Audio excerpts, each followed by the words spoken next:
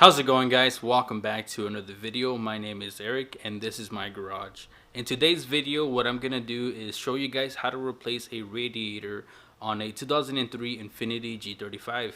Now the process shown in this video applies to the G35 Coupe and the sedan from 2003 all the way up to 2007, I believe.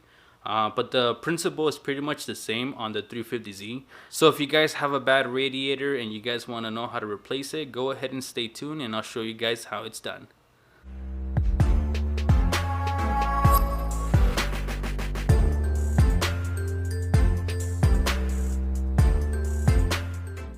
This is my new to me 2003 Infiniti G35, and as you guys can see, it has seen better days. So right here in the engine bay, you guys can see that there is signs of coolant that got sprayed on the engine. So the radiator on this vehicle is busted, so we're gonna go ahead and replace that today, and it's actually not too hard, so I'm gonna show you guys how it's done.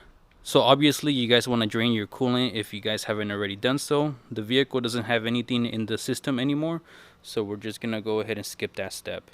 Also, what I ended up doing is jacking up the vehicle to make it easier to replace the radiator. Go ahead and disconnect the battery. Next, what we're going to do is remove the air intake out of the way. This is a 10mm fastener holding this down.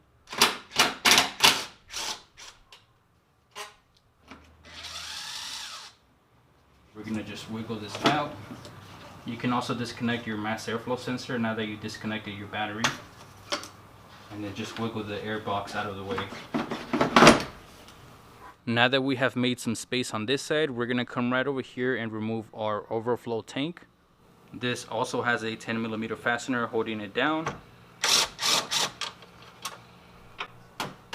And then we're also going to remove this little clip here. It's a Phillips little fastener, and then just go ahead and pop this out. Go ahead and also remove this small line that feeds the radiator. Just go ahead and pinch the clamp and remove the hose. Once you remove that, your overflow tank should be free. And you'll probably make a mess like how I'm making right here because I didn't empty this out. Next, what we're going to do is remove the radiator support mounts. So go ahead and get a needle nose plier and basically turn this kind of counterclockwise so that you can get these guys out.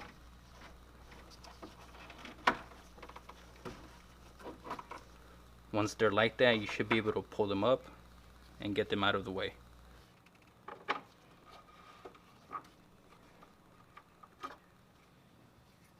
Next, what we're going to do is remove our radiator clamp right up here.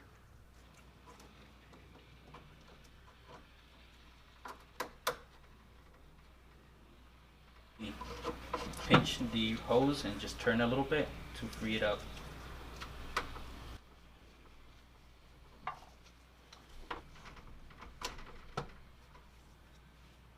Next, what we're going to do is disconnect the AC condenser from the radiator. In order to do that, you do need to remove your grill because there's a fastener that goes through these little holes right here that you need to remove. And in order to remove those fasteners, you kind of have to remove your grill so that you can get a good reach on that fastener.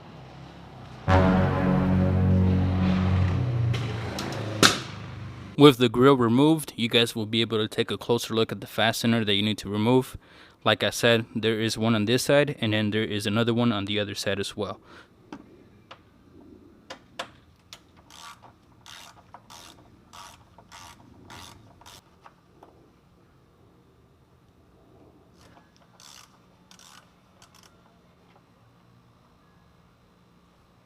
Now that we have pretty much disconnected everything on the top of the engine, we're going to go ahead and move on to the last step, at least in this section right here, which is removing these 10mm fasteners that hold down the radiator fan assembly to the radiator. So there is two 10mm fasteners, one on this side and then one on the other side right over there. So go ahead and remove these.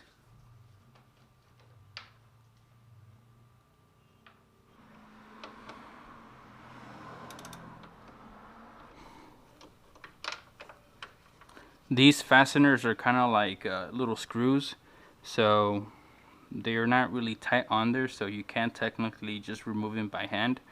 When you guys are fastening these back down, make sure not to overdo it because you'll probably over tighten it, and these fasteners could probably break the radiator, or it could probably just fall out and start rattling. So just don't over tighten these up. Now that we've gotten to this step, the radiator fan assembly should be pretty much ready to come out.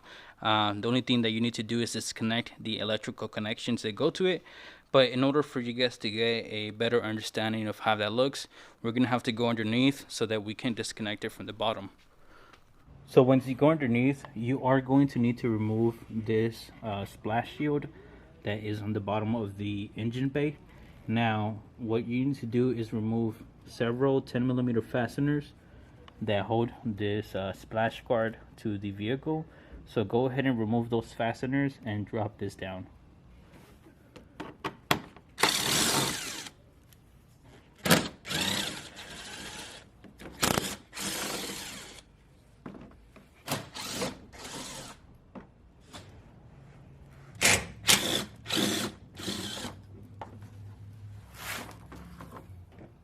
Next, what we're going to do is remove the clamp that holds down this lower radiator hose. So just go ahead and remove the clamp and remove the hose.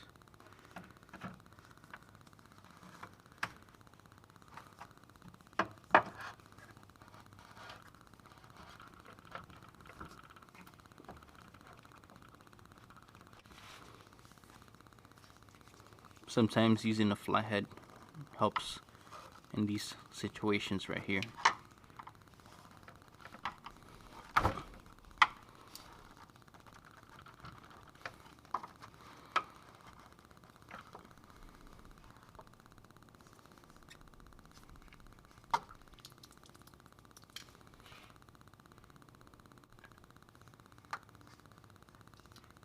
As you guys can see right here, we have the electrical connections that go to the radiator fan assembly.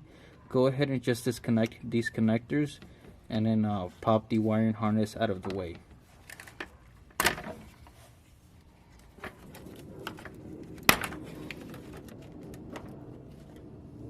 Once you have the connections removed, you can go ahead and remove the radiator fan assembly. As you guys can see, there is this little notch right here where the radiator fan assembly shroud kind of lays in place. So go ahead and just pop this out.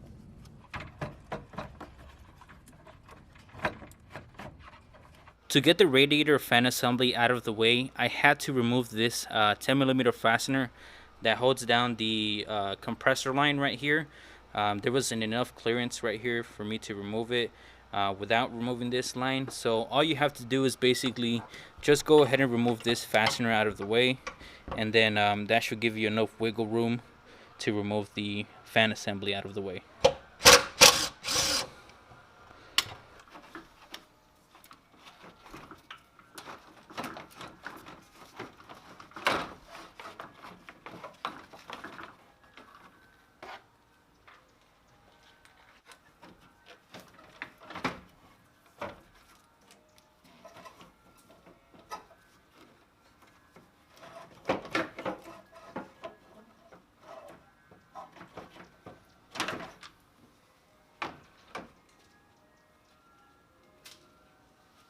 On the left hand side is the new replacement radiator, and on the right hand side is the old one.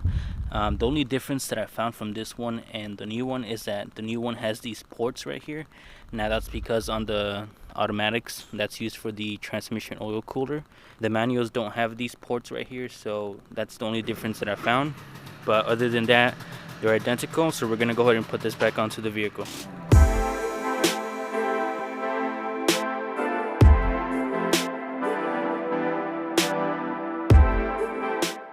When you're lining up your radiator and your condenser, make sure that everything lines up. On the bottom there is little tabs that you need to meet together in order for the condenser and the radiator to mount together. So right here we have the radiator, and right over here on this side right here is the condenser. So you need to line those notches up together so that everything is properly seated. What you guys are seeing right here is the condenser. Right next to it you'll see the radiator, and right here is that little bracket that you guys need to line up. So it has to look like this in order for it to mount up correctly. You're also going to be doing it to this side as well.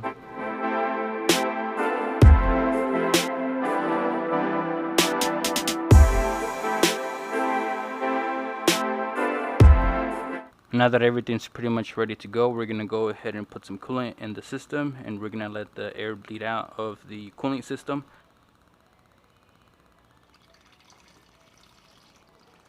I did go ahead and put everything back together off camera. I did, however, want to tell you guys that you guys should try to bleed out the air as much as you can, because these vehicles have a tendency to kind of overheat when there's a lot of air in the system. So that's one thing that I would advise for you guys to do, is to just give it a proper bleeding. But if you guys did like this video, please make sure to give it a thumbs up, and I'll see you guys on the next one. Peace out.